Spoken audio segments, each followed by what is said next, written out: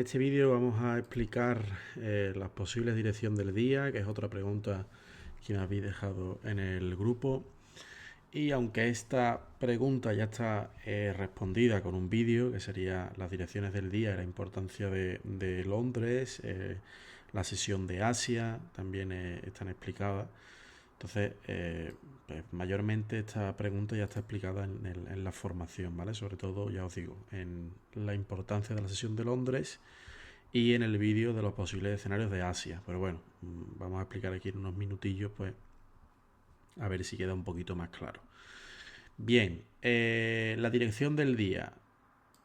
Yo personalmente, bueno, como ya sabemos de sobra, el primer movimiento del día lo da Asia, ¿de acuerdo? Que Asia, pues, por norma general, Asia suele acumular bastante, ¿vale? Suele acumular bastante, no hay volumen, no hay volatilidad, por lo tanto Asia no se suele operar. También por cuestión de horario mío personal y por la mayoría de personas. Es decir, la mayoría de gente, pues el horario de Asia le viene fatal porque está durmiendo, etc.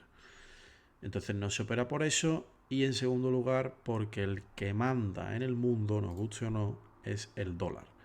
Y el dólar, por norma general, se mueve en Nueva York y el euro en Londres. Por eso nuestro par euro-dólar se mueve en Londres y en Nueva York. Por lo tanto, Asia suele ser la sesión de acumulación.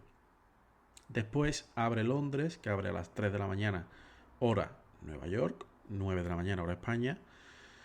Y personalmente a mí es la sesión que, a mi punto de vista, es muy buena porque te suele dar la dirección del día, o sea, te marca el mínimo, el máximo, es decir, en Londres suele hacer la manipulación, ¿vale? La manipulación y después la distribución. Suele ser lo que hace en Londres, ya os digo, 70% de las veces o así, suele ser el que marca el mínimo o el máximo del día.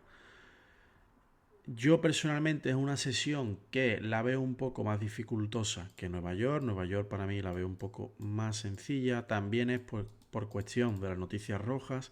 ¿Por qué? Porque en Nueva York, pues la mayoría de noticias rojas se suelen dar en Nueva York. Y ya sabemos que cuando hay noticias rojas, sobre todo muy importantes, como es el CPI, PPI, la FOMS, NFP, el desempleo de Estados Unidos, todas esas noticias rojas que son normalmente el 80% de ellas son a las 2:30 hora España o a las 8:30 hora Nueva York, pues el precio suele acumular hasta que no salen esas noticias.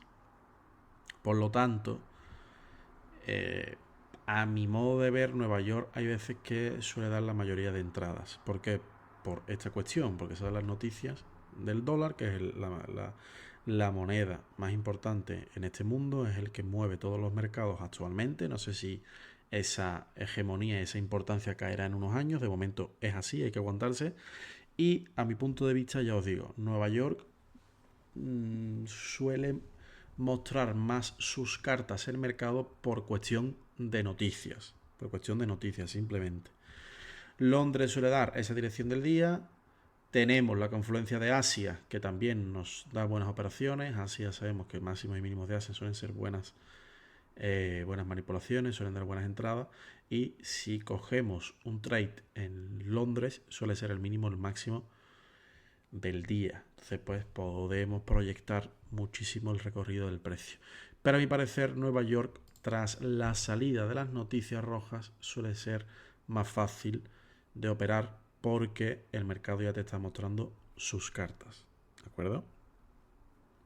Londres suele ser la manipulación del día, suele ser el mínimo, el máximo de la sesión, el 70% de las veces, y hay varias veces pues que no, ¿vale? Pero por norma general, cuando manipula en Londres suele ser el máximo, el mínimo del día. Y en Nueva York pues suele ser más la continuación, es decir, suele ser más, esto suele ser Londres, y en Nueva York pues suele ser más el testeo o cuando limpia, ¿vale? Hay veces que en Nueva York pues limpia, este mínimo y aquí pues empieza a retroceder hacia arriba o hacia mitigar el imbalance y caer de nuevo. Pero en Nueva York suele haber dos escenarios: o limpia y cae, ¿vale?